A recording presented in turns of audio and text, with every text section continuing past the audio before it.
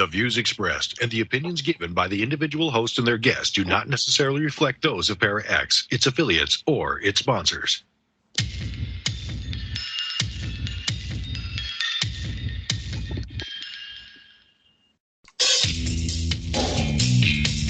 Supernatural, metaphysical, paranormal. You know, all those things you've been wondering about?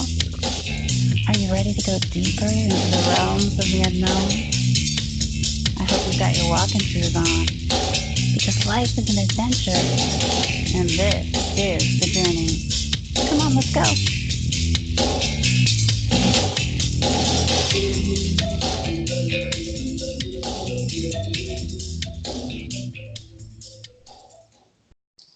Hello and welcome to the show, everyone. I'm Jen Cruz, your host tonight, and this is the Journey Radio Show. We're back. It's Wednesday night. I'm so excited. We're, of course, going to be talking about Bigfoot, so we're showing up as the She-Squatchers. Although my trusty teammate Jenna could not be with us tonight, I'm the one-girl show as a She-Squatcher here, holding down the fort. But I have an excellent guest, so it's okay. We're going to get by amazingly. We've got Dr. John Stamey who's going to be joining us tonight. Let me tell you a little bit about him. Dr. John Stamey has an earned doctorate from North Carolina State University. He operates Carolina Caricatures in Myrtle Beach and runs a number of comicons and festivals, including the Georgia Bigfoot Conference, and Tennessee Bigfoot Conference, Cape Fear Comicon in Wilmington, North Carolina, Jacksonville, North Carolina Comicon, the Summerville Comicon in Greater Charleston. He has published several books. The latest two, published in August of 2019, are Bigfoot Explorers and Introduction to Hominology, the third edition, with co-authors Dr. Igor Burtsev, Robin McCray, and Janice Carter. This is also the textbook used in Bigfoot University, which is a day-long class and exploration on Bigfoot. The Bigfoot University classes are held quarterly, along with some of the Bigfoot conferences he runs. In his book, Look Up in the Sky, Aliens, UFOs, and Anomalies, Dr. John Stamey takes a scientific approach to paranormal investigation. This book contains research articles as well as interesting stories of UFO and anomalous encounters. In the scholarly articles, his efforts lead to interesting explanations to phenomena such as the Mandela effect, potential alien bases on the moon, and the appearance of aliens in great art. Wow, we've got a lot of fun stuff to talk about with Dr. John Stamey tonight, so let's not delay that any further. Let's bring him on. Hey, Dr. John, are you there? I am here, Jen. How are you doing? Hey, I'm fantastic. I'm so happy that you could come on with us tonight. I am thrilled to be here. It was wonderful seeing you and Jenna at Horror Hound up in Indianapolis. It was almost a month ago now, wasn't it? It was. Boy, it seems like time flies, doesn't it? You know, time flies when you're working hard, but that's okay. I love it. And I know you do too. Yes, it was such a big, huge event. So many people. It was almost overwhelming to me. I think I heard 60,000 people. That was a lot. Absolutely. And I mean, I saw some old friends. I saw Lyle Blackburn, who was the guest at the first Lizard Man Festival that I did. I, of course, saw Travis Walton. He had just been at the Cherokee Comic-Con that I ran. We saw Bob Gimlin. That's the second time I'd seen Bob. It was great seeing him. And then I met a new friend, and his name is, let me get his name exactly right, John Borowski. He writes books on serial killers. He was my table buddy. He was right next to me, and it was so cool getting to meet him and talk to him. I'm looking forward to maybe doing an event with him here sometime in the next 6 months or so. Just great people up there. Of course, the She-Squatchers and everybody else. So it was wonderful seeing all of you there. And I can't wait till next year. I hope they have it. I hope they have Fact and Fiction next year. I'll be there. Yeah, we'll see if they happen. So we'll see. If not, maybe we'll do it. Maybe. Hey, you never know. I know. There you go. I know. You know me. I'm ready to do any kind of an event as long as the She-Squatchers are there with me. So right. Hey, the She-Squatchers were in the house. That's for sure. Absolutely. Indiana isn't as far away for us as a lot of the other events that we go to. So that was like a 13-hour drive for us. But, in a couple weeks, we're leaving, I think 2 weeks from today, as a matter of fact, isn't it? We're leaving the 16th of October to head down to the Georgia Bigfoot Conference. It's going to be a 2-day drive for us. That's right. The Georgia Bigfoot Conference. There we are with the poster, if you can see it. And I'm just really glad that you're able to come down. I know that we had you for the Tennessee Bigfoot Conference last year. All the folks in the Tennessee area got to meet you. So we've got some different guests up there. We've got, of course, Igor Burtsev and the girls, Janice Carter and Robin McCray will be there along with Tony Filosi. I will be there. So that's the crew up there. But the crew down in Clayton, Georgia is the She-Squatchers, along with Igor Burtsev, Janice Carter. Janice wrote 50 Years of Bigfoot, the Tennessee the Tennessee Bigfoot experience, and what a great book it was. It's out of print, but I hope they'll get it back soon. Of course, Robin McCray, wonderful mind speak person. They've just become such great friends. I just got a brand new copy of Igor's book. His brand new book that was just published. I am fascinated with it. And he'll be talking about it. He will have copies on sale at both Georgia and Tennessee. And he has some good stories about how important Bigfoot is to the culture over there in Russia. There are two of their, I guess I would call them provinces, which actually recognize Bigfoot as an existing primate. So there you go. We don't, but they do. So they have two cultures that recognize. Can you tell us a little bit more about that? Well, two of their provinces. In other words, like we're built in states here, and they have, and I think they call them provinces. And two of their main areas actually believe in Bigfoot as an existing creature, an existing hominid, and I think that's wonderful because after my experience in northeast Georgia, way up in the mountains of Georgia, up in Rabun County, after that experience, if I ever had any question about the reality of Bigfoot, it's gone. That was one of most that story. Can I tell that story? Yes, tell us that story. All right. So that story comes from look up in the sky, aliens, UFOs, and anomalies. I put it in there because, all right, for a selfish reason, I'm the author, and that's why I added anomalies, because there are some fun additional stories, and I call Bigfoot stories fun, especially when they lead to a greater understanding of our relationship with the big guy and the big girl. I really think that the more we understand them, the better off we are. Here's what happened. I have made a lot of friends up in Clayton, Georgia, thanks to the Georgia Bigfoot Conference. And what happened was it was a Thursday night, I guess about 6 weeks ago now.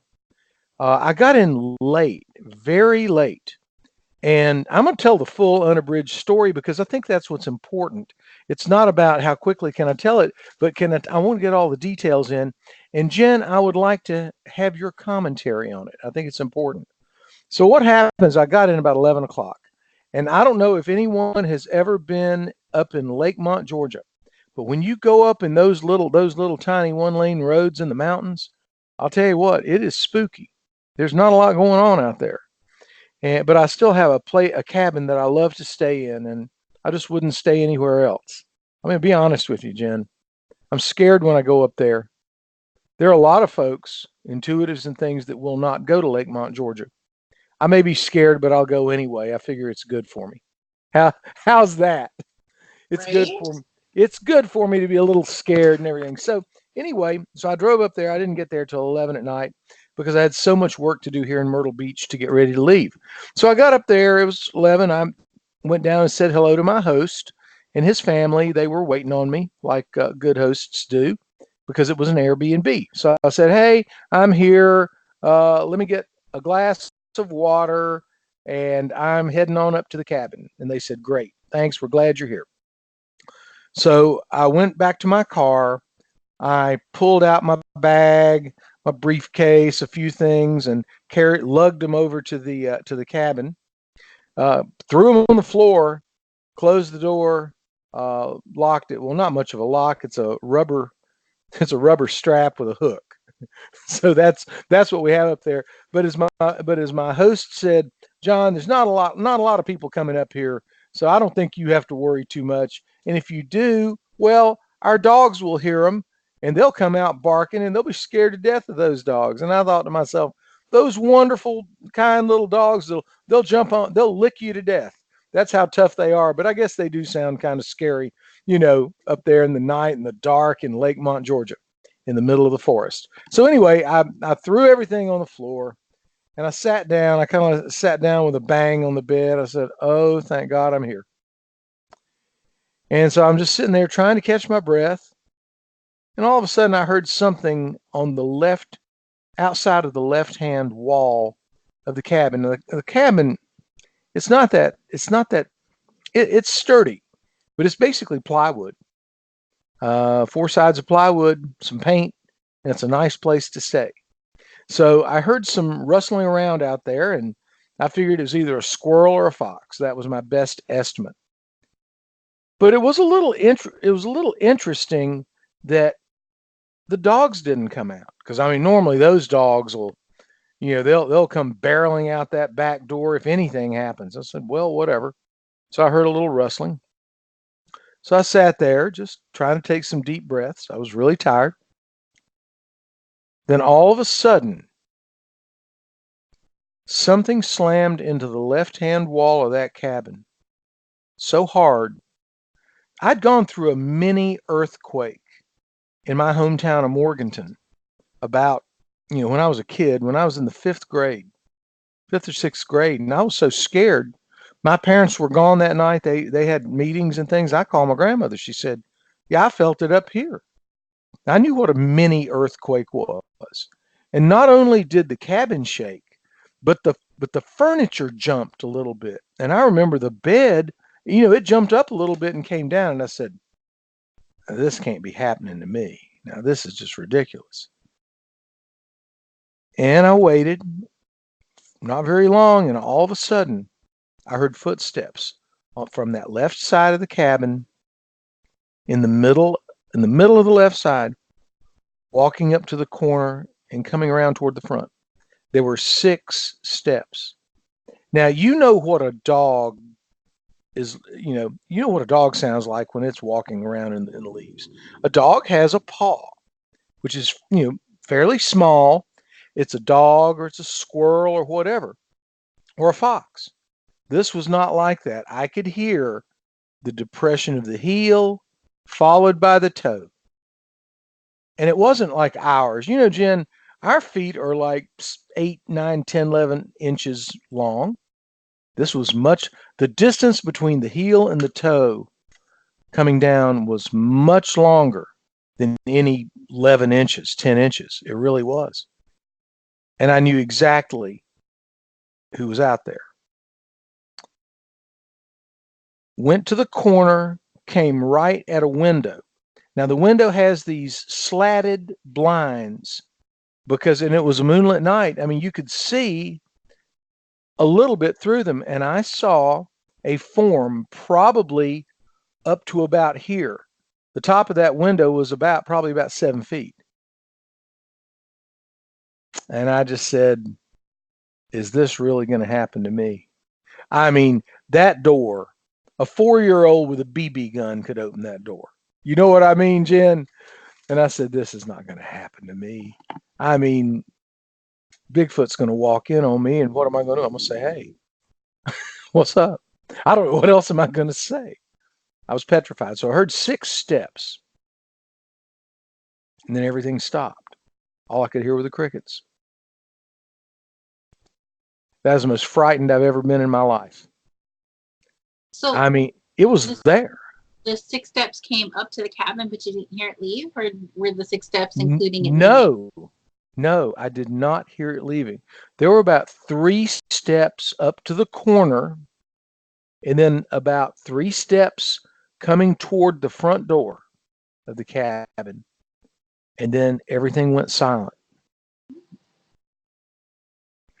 Okay. Now there's a lot more to the story than. So first of all, I was scared to death. I quietly reached up, cut out the light, left the fan on, and I don't remember a whole lot from that point on. I think I woke up. I'd laid down on the bed, and I woke up about 3 o'clock, and it was all silent, no crickets, no nothing. So I said, well, whatever. So I got up, I looked around, and I looked at my phone, and it was at 17%. I said, oh no, all of my charging equipment is in my car. So I can't call anybody. I can't do anything. So I can't touch that phone because I don't want it to, lose charge. So anyway, I went back to bed, resolved never to walk out of that cabin until the sun came up. So around 7 o'clock, I woke up, the sun was up. So I went down to see my hosts. They're about 600-700 feet away from me. So, I mean, I was out, 600-700 feet's a lot of feet. That's like about 1/10 of a mile. And in those dark woods, I mean, you're out there by yourself. So I went down there and I walked in the house.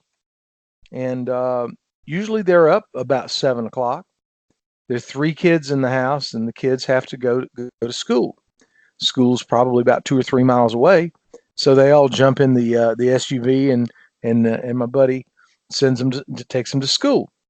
But that morning was a little different. There was nothing going on in the house. So I walked in, and normally the 3 dogs are just jumping on top of me, Jen. And there was nothing going on.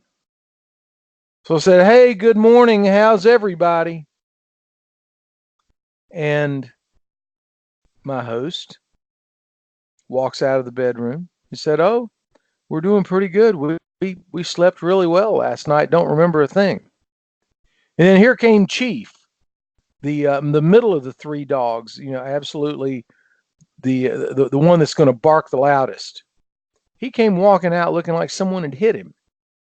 You know the deal when someone sleeps so hard, they look like they've been hit in the head, and then when they wake up, you know that feeling, right, Jen? You've seen it. And Chief looked like he'd been hit in the head. And he was the only dog that came out. The little small one, who just, Yoda is always all over me. He's just jumping up and down. I said, where's Yoda? He said, he's in there asleep on the floor. Now, those dogs have never stayed asleep on the floor ever when I've walked in that house. They're good. They're good watchdogs. And I was I was amazed. So anyway, we talked a little bit. He said, oh, well, when you called me, because I called him right after this happened, he said, oh, I walked out. There was nothing up there. I said, well, where were the dogs? He said, I don't know. Because normally they'd be out barking with me. I said, where were the dogs? He said, I guess they were too tired. I'm trying to paint a picture for you, Jen. I hope I'm painting it. So here's what happened. I got my charger. And I called my good friend, Robin McCray. She's a remote viewer. And she is a proponent of MindSpeak. I called her up and I said, Robin, I had an issue last night. She said, oh, there were a lot of Bigfoot out there and they just didn't want you to come out. They were busy. I said, okay. I said, well, what about the dogs barking? She said, I don't think they were barking. I think they got zapped. Then she said, so what are you calling me about? I said, well, apparently you know what happened. So she filled in the blanks for me. So there's my, and you're going to get to meet Robin and Janice Carter at the Georgia Bigfoot Conference. That is exactly the conversation I had. I was shocked. I was stunned. All I said was I had an event last night, and the blanks got filled in. So I can tell you and tell everybody on the Journey radio show, that's what my Bigfoot experience was like. I was scared to death. I was petrified. And so I wrote it up in the book. I had to write it somewhere. I wanted people to know about it. And when you think about it, Bigfoot at 8 to 9 to 10 feet tall, if Bigfoot doesn't want you around, or if they want to cause you some harm, they can do it. But if they leave you alone, they're just sending you a message. That's what I think. And I was sent a message to stay inside. And as I was telling some people, I was never walking outside. I could guarantee you that. So there's my story. As crazy as it is, it's true. It happened. And if there was ever any question, which there wasn't at that point, about the existence and believability of Bigfoot, it was over then. I know what I heard. I know what I saw, what I experienced. So questions, comments? What do you think? I love it when people share their own experiences. I just think that's great. And I agree with you 100% that if they wanted to hurt us, they absolutely could and they would. But they obviously don't, or, there'd be a lot more reports of people being attacked. That's right. And I told somebody after that, I said, if you're 10 feet tall, I'm 5'7", 5'8". If you're 10 feet tall, being gentle is far different than us at 5.5 feet tall. I can pat you on the shoulder very kindly. But if you're 10 feet tall, you can pat someone on the shoulder and it might hurt them because you're big. Yeah. And so we're dealing with a different quantum of size, a different quantum of reality. Not quantum reality, but in terms of quantum, I'm talking about a big jump from us, me at 5'7", to a person, a hominid, a forest person who is 10 feet tall. I mean, I saw something up to here. I know what I saw. It was great. It was a wonderful experience. I can't thank the Bigfoot community enough for what I saw. That's awesome. That's awesome. So now you know the real story. Yes. And it's in the book. And I'll tell you what, I've got one more interesting art. What I do is, I guess I had good training at NC State. They teach you to be very critical about science, very critical about what you're talking about, and make sure you get it right. So can I share another story from Look Up in the Sky? Is that okay? You sure can. We've got about 5 minutes until we have to go to commercial. So that is perfect. Okay. That is perfect. Okay. So if you look on the back cover of Look Up in the Sky, you'll see this bad boy right there. That is a caricature of the little guy in The Scream by Edvard Munch. And that was the second most expensive painting ever sold up until one from Michelangelo recently. So, and you've seen this picture, and Cody drew this. Cody did a great job. Okay. He drew that for me because I love this picture. And I didn't know why I loved it so much until something came up. I was sitting right here in this chair and I was saying, I was looking at the picture that he had done. I had it framed and I said, there is something not right. And I stared at that picture for about an hour. And that takes something, Jen, for me to stare at something for an hour. And I just don't do that. I mean, I'm ADD enough. I've got to go jump and run and get me a Diet Ginger Ale or something, walk outside, make a phone call. So what happened was I found a lithograph of The Scream. The Scream has two men in it at the very edge of the picture.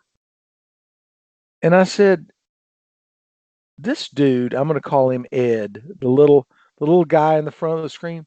Ed can't be very tall. So what I did was I did some research, and I enjoy doing that. I did some research to find out what was the average height of a man in Norway in 1892. Come to find out, it was about 5 feet 6 inches tall, a little bit shorter than me. And so when I looked at the elbow, our proportions, Jen, are very standard. Most humans have a certain proportion for their head, for their neck, down to their elbow and everything. Those are kind of standard. And these men looked very average. So what I did was I got those proportions out of an art book, and I found out that the railing on this fence is only about 3.5 feet tall.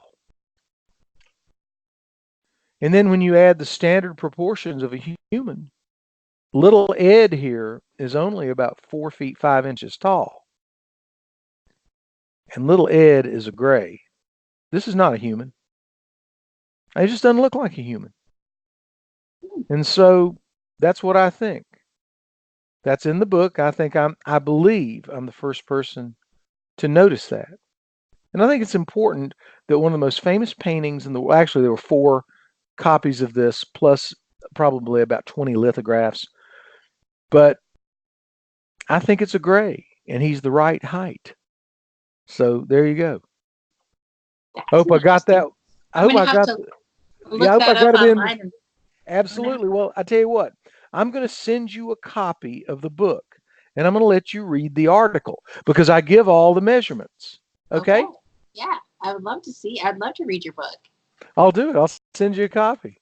Awesome. I scored a book, everybody. That's right. SheSquatchers scored a book. That's awesome. Good stuff. Good stuff. Thank you. So Matt is in the chat room, and he is telling me that I said, let's go find Bigfoot. And he said that he knows a good spot there that had the activity. He had activity there a few months ago when he was there. So we're going to check it out. Pretty exciting. Yep. I bet I know where it is, but I'm not going to tell. Well, that's okay. We don't have to tell. Hey, Matt.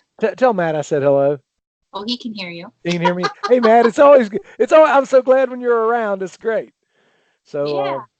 Anyway, we'll see you, Matt, on Friday, along with the SheSquatchers, Igor, Robin, and Janice at the VIP. So that's the VIP session. It's going to be great. So we're going to have a lot of fun there. Oh, I love those VIP gatherings. They're always fun. Meet the people, come in and get to spend a lot more time with them and get to know people a little bit better. So absolutely. If you're coming to the Georgia Bigfoot Conference, you got to come to the VIP. Come hang out with us. That's right. Georgia Bigfoot Conference. That's I think people can find out more about that at the Georgia Bigfoot Conference. It's GeorgiaBigfootConference.com, right? You got it. GeorgiaBigfootConference.com. All right. That sounds good to me. Oh, good, exciting stuff.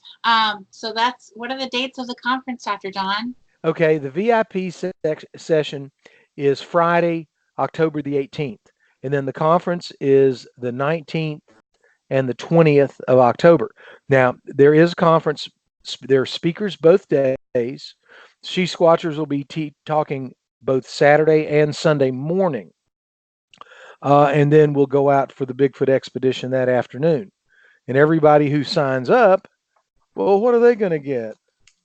They're going to get themselves a copy of this, Bigfoot Explorers and Introduction to Hominology, which has pictures and bios of the SheSquatchers, of Matt Delph and Igor and lots of other cool people. Davy Crockett, Teddy Roosevelt, Eric Shipton, who found the first Yeti footprint over in Tibet. So, a lot of great people in this book. Exciting stuff. Especially the SheSquatchers. Okay. We're going to have a great time. That's for sure. That's for sure. You bet it. So I know that there was a question about maybe having a holistic aspect to the event on the side. Is that still going to be happening too? We hope. Yeah. We have several holistic vendors from the Georgia area. They're coming, and so I think it'll be a lot of fun. But it's a lot of Bigfoot, and that is what seems to be important around Clayton, Georgia, and Rabun County, because they've only had 5 sightings that have really been reported. 3 in the BFRO database, 1 from a young lady in Rabun County who works at a local business there, and mine. But that doesn't mean that that's all. There are a lot of people who don't want to come forward with their experiences. And Jen, you know this, right? Sorry, I was having a little technical difficulty with my microphone there. I was saying that you know that a lot of people don't want to come out with their experiences. That they're afraid, they're embarrassed, or whatever. It's fun to go to the events because then that's where people share with us and they feel like they can share those things. I'll tell you what happens. I'm usually at the front desk, and when they'll pay their entrance fee or show me their ticket, then they'll stand there until no one's around. And I know what the next statement always is. It's, I need to talk to you about something. And I get out my notepad every time without fail. I need to talk to you about something.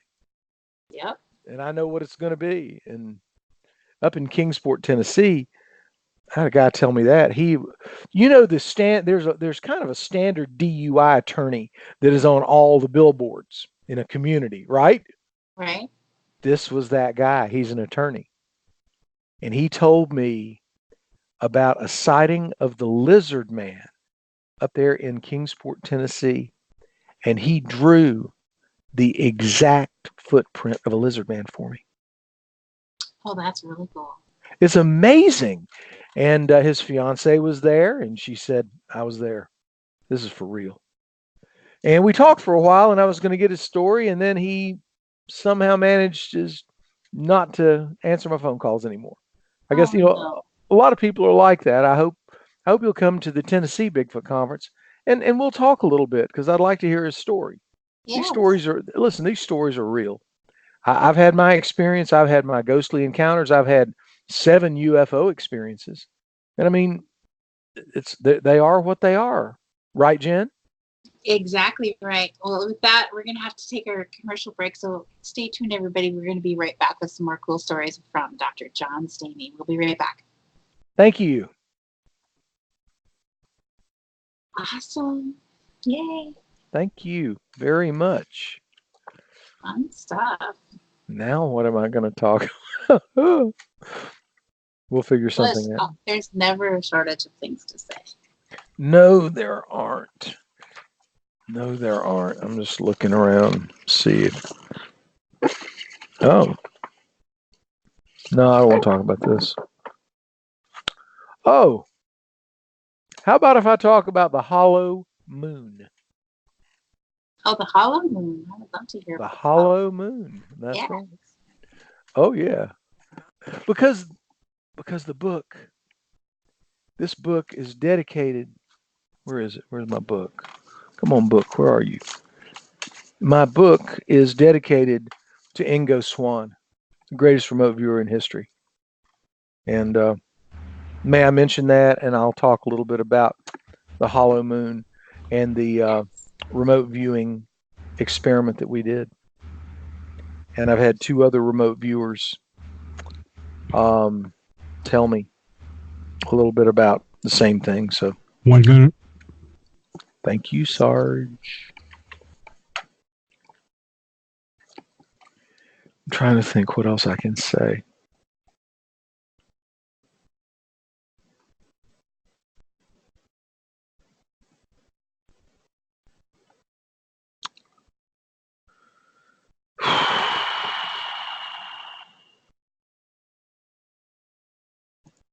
We'll talk about this. And does anybody have any questions, you think? There might be. I'll have questions for sure. Cool.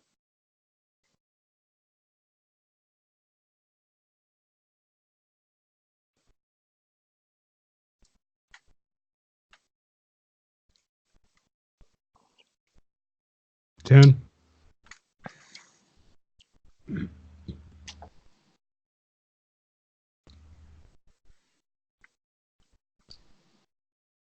Hello.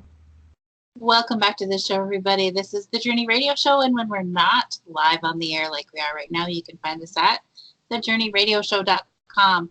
And hey, the She-Squatchers, come on over to our website at SheSquatchers.com. Check us out there, and there's a link at the top of the page to go to our Facebook page. Won't you please come on over and give us a like to follow us there for all the latest what's going on with us.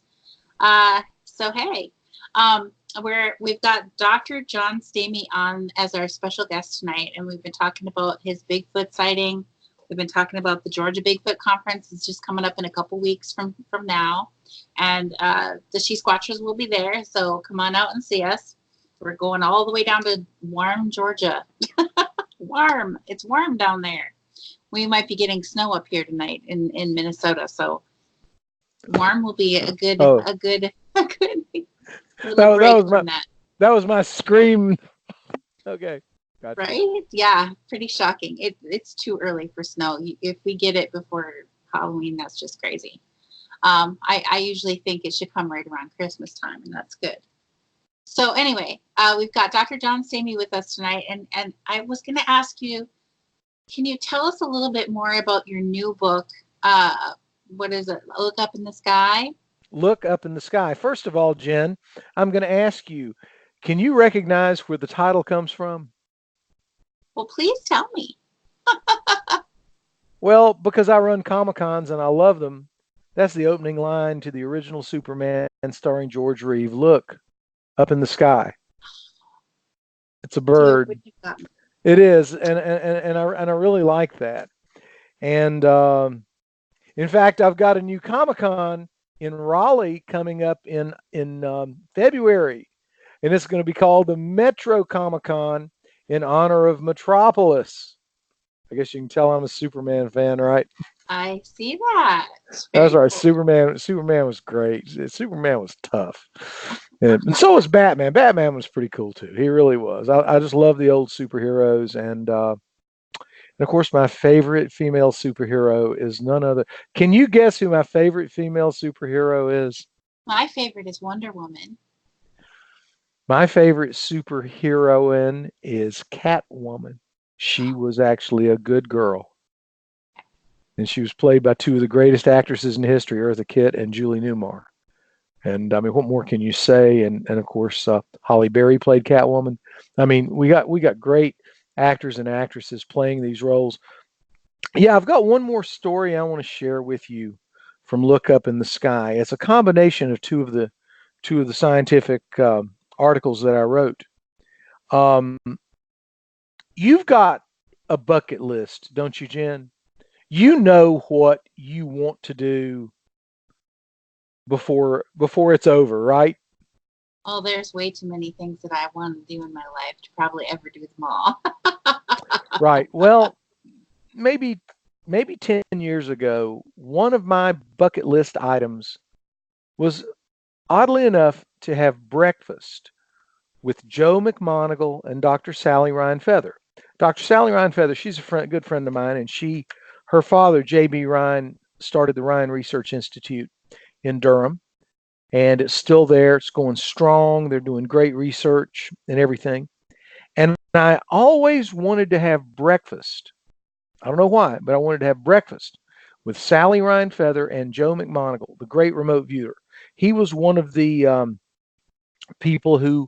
of the remote viewers who was involved in the Stargate project.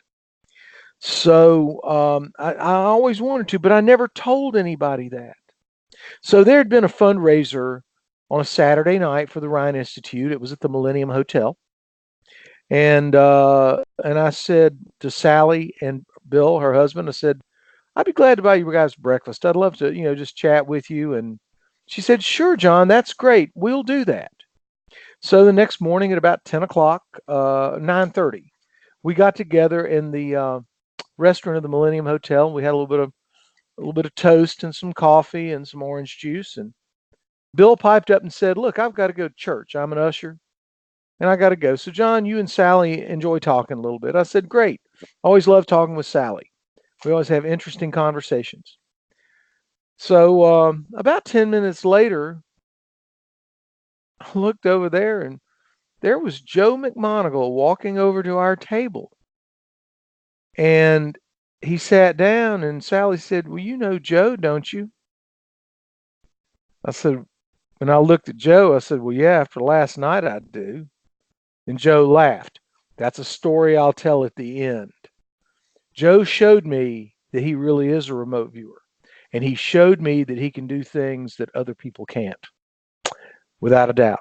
So anyway, we were talking, having a great time. And he said, John, you need to look into the work of Dr. Ron Bryan. You will like his work. He's professor emeritus of astrophysics at Texas A&M University. I said, wow, that's great. He said, so just, look into his work. I said, okay. And so we talked a little bit more. We talked about Stargate Project, some things that I really can't mention. And then he started talking about Ingo Swann. Now, I don't know if a lot of people are familiar with Ingo Swann, but he was the class act of remote viewers ever. Joe even said that he was the greatest remote viewer in history. Remote viewing has to do with being able to see things that most people can't. And you see it in your mind's eye, and those things tend to be real. They, the CIA and SRI, Stanford Research Institute, put together a project where they had remote viewers looking across enemy lines.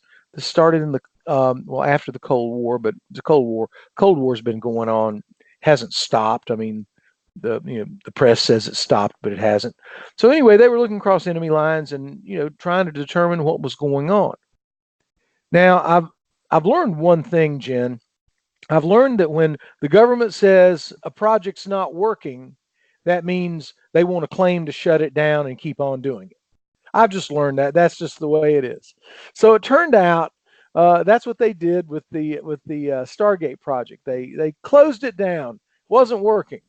And they got two guys that can look and see anything on the planet whenever they want to. And saying it didn't work, well, that's a little bit of baseless propaganda. I'll say that. Now, I don't want any men in black showing up here tomorrow. Okay, don't y'all just stay away. In fact, I'm leaving. I'm gonna be out of town, so don't any of you show up. But I've said this enough. I don't think anybody's going to get me in trouble, or I don't think I'm going to have any strange visits. But anyway, he told me that Ingo was really the best remote viewer, and I said, well, I really need to check out all that. I didn't have anything to write things down with, and he said, I'll give you my email address, and just send me, and I'll send you this information. So we wrote down his email address. So of course that was on Sunday morning. On Monday, like the prompt guy I try to be, I sent him an email. I said, Joe, thanks. I look forward to finding out about that professor and about the colleague of yours at SRI. And the email bounced back. I said, well, how am I going to figure this out? This is ridiculous. It's a little bit later in the afternoon, right there inside my head, Dr. Ronald Bryan and Ingo Swann. I said, oh, that's cool. So I wrote them down. I looked up Ron Bryan's article. It was also published in the Australian Journal of Parapsychology. And then I started looking into Ingo Swann, and I found a free PDF of his book, Penetration. It has to do with penetrating the mind and penetrating in areas throughout this vast universe, like including the moon.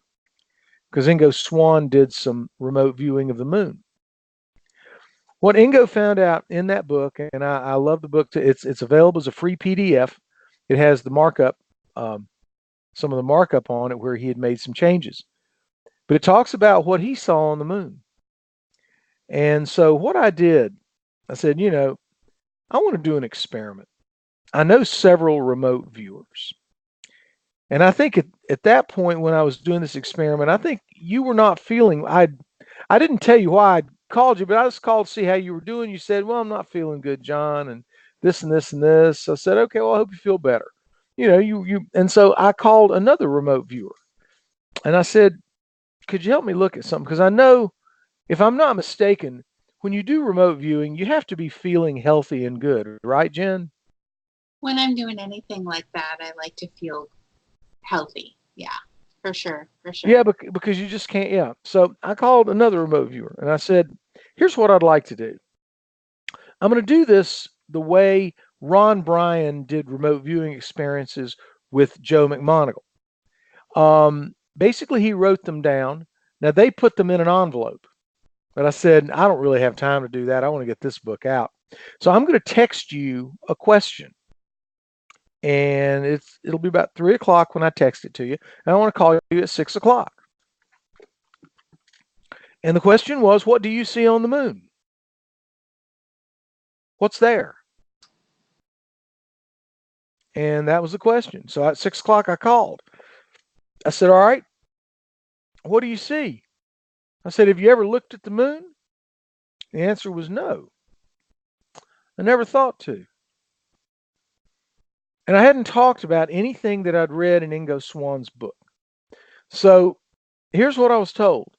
Well, you know, on the what they call the dark side of the moon, there's a way that you can get in, and it's like it goes down to a series of tunnels.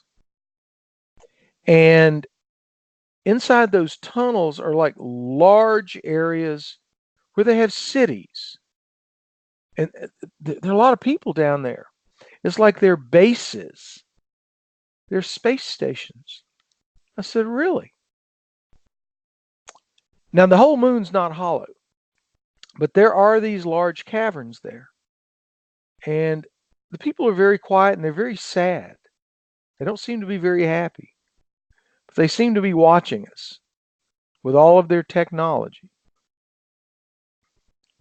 Well, if you go read Penetration by Ingo Swann, that's exactly what he describes. Really? Yes. And so it's all detailed in the book. And what I think is that I don't think, I never mentioned these results to the remote viewer, but the remote viewer was stunned when I explained, you've seen exactly what Ingo Swann saw. And that leads me now. So Ingo Swann wrote this book in the late 80s, but it didn't get published till the mid 90s. So then here's what happens.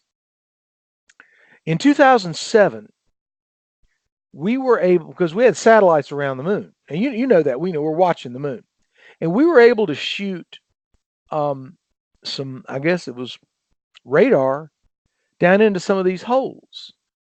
And they identified very large caverns of about 2 miles wide, a mile deep, and 300 or 400 feet high. And so that was very quietly published in a scientific journal. It took me 2 days to find it, but it corroborated what my remote viewer saw and what Ingo Swann saw. You didn't see that around in any of the Smithsonian propaganda. I'll call it that. I can say what I want. I can say what I want to on your show, right, Jen? As long as it's not curse words and it's not singing.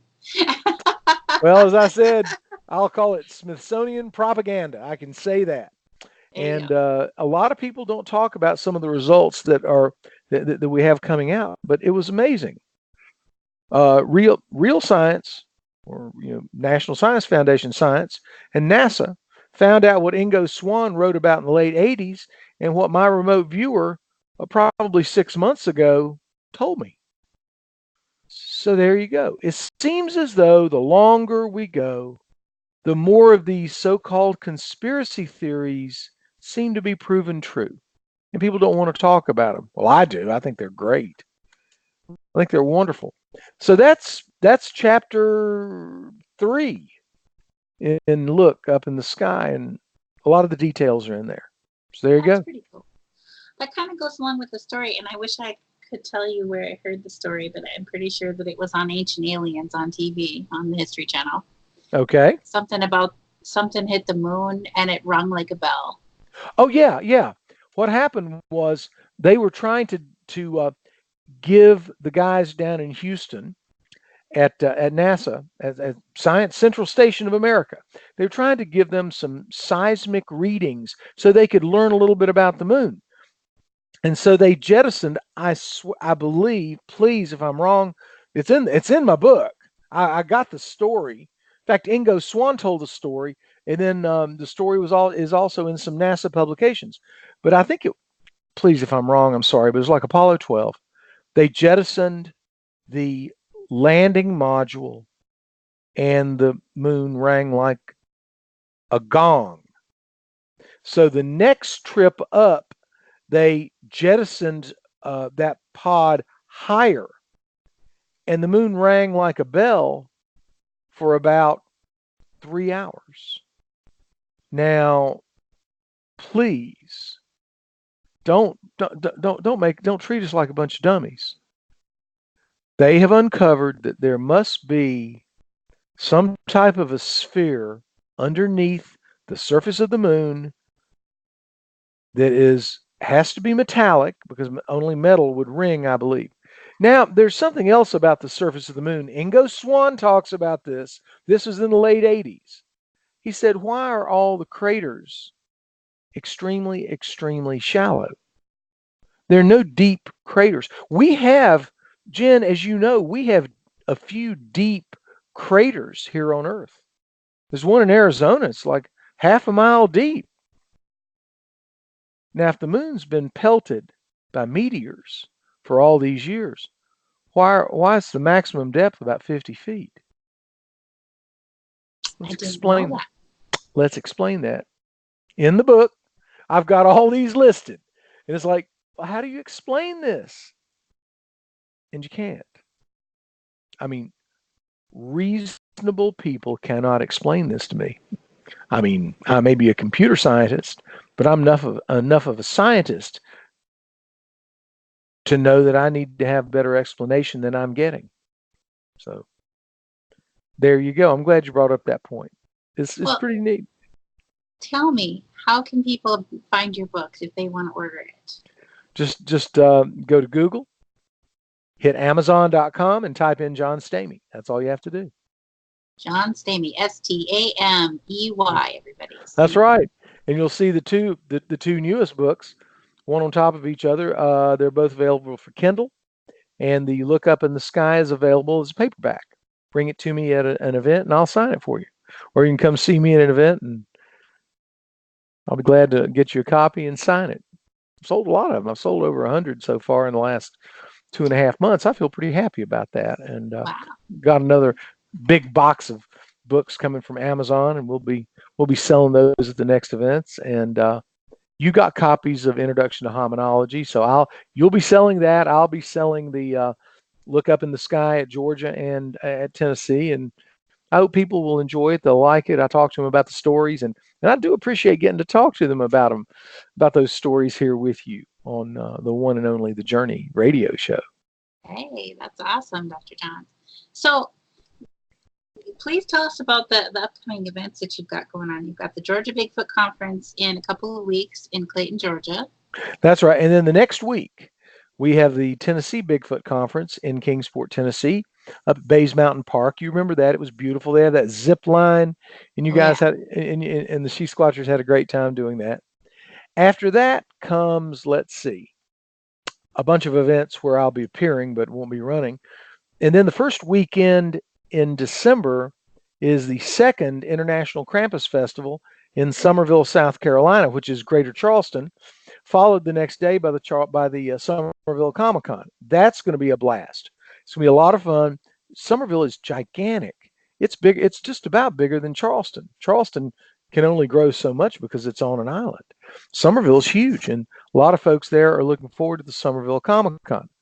Then in January, January 17th, is the Mid-South Bigfoot Conference at Aiken Technical College in Aiken, Georgia. And Aiken, South Carolina. Oh my goodness. All you Aiken people, don't get mad at me. In Aiken, South Carolina. And we're doing it on the campus of Aiken Tech. I think it's the second time that an academic institution has hosted a Bigfoot conference. I think the first Texas Bigfoot conference was actually held at a branch campus of the University of Texas. So this will be the second one held at an academic institution, and that's going to be fun. The guests are going to be announced very, very soon. Then in Raleigh, February the 8th, will be the Metro Comicon. In March, Jen, I can't remember. That's what I can remember, at least out to February.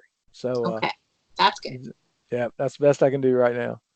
I don't have any notes, so otherwise I could let you know. But it'll be fun, and I hope everybody will come and just like up Scarycast at Scarycast. That's my podcast on Thursday nights. Tomorrow night we got the girls, Janice Carter and Robin McCray. Next week we'll have some interesting folks as usual. And after the Georgia Bigfoot Conference, I'm going to hit up the SheSquatchers to be on ScaryCast. Is that okay? Ooh, that sounds great. I'd love to. Absolutely, we'd love to have you, and it's going to be a lot of fun. Yeah. And we also have a podcast called Pop Culture Stars. Now tonight we had a problem. We had some technology problems with Blog Talk Radio, but I'm sure they'll be fixed by next week. And we've got some good guests lined up. So check out Pop Culture Stars Wednesday night at 9 p.m. and ScaryCast 11 p.m. on Thursday nights Eastern Time. So that's what we got in terms of podcasts right now. And just having a lot of fun, working hard. Tell you what, this hard work, this traveling will get you. It does, and you travel a lot more than I do. And I tell you what, it's exhausting. It really is. I really value the nights that I can come home and go to bed in my own bed. You know, it's like all these hotels. Oh my goodness, come on! But I do enjoy it. And it's a lot of fun, and we're looking forward to if Matt's still in the room. I don't know if he is, but Matt will be with us, and he'll be helping to host the Georgia Bigfoot Conference. So that'll be good. We look forward to having him. So we have a lot of good people. And the city of Clayton is, of course, looking forward to it. I hope we'll have a good turnout, especially with the She-Squatchers. I hear we're doing a Bigfoot expedition for the Georgia Bigfoot Conference. And I'm just going to say last year when the She-Squatchers were at the Tennessee Bigfoot Conference, we did a Bigfoot expedition. And after all that was over with, we decided, because we weren't taking people out at night, we were only doing it during the day. But yeah, it's too dangerous. Yeah, it is too dangerous to be walking around on the top of the mountain with people. Could fall off a cliff at any moment. But I did some remote viewing of the location, and we decided to go back out there. The She-Squatchers and Matthew Delf, of course.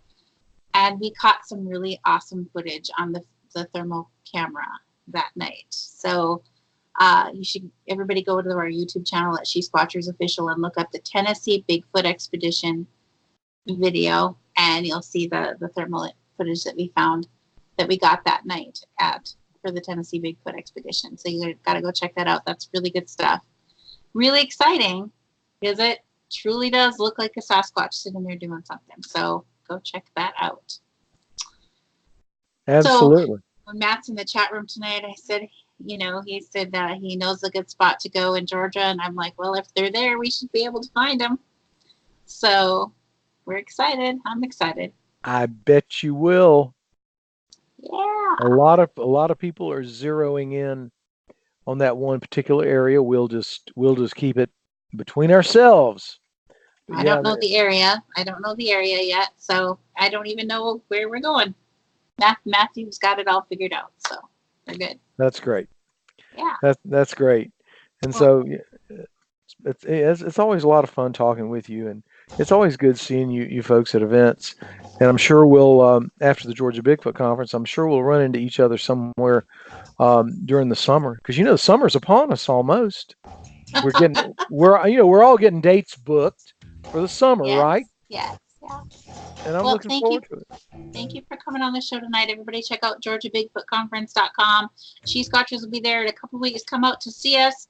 And Dr. John Stamey and Matthew Delf from Micro. So thanks for tuning in, everybody. We'll see you next week right here on the Journey Radio Show. And good night from the She-Squatchers. Keep it squatchy, everyone. Good night. Believe.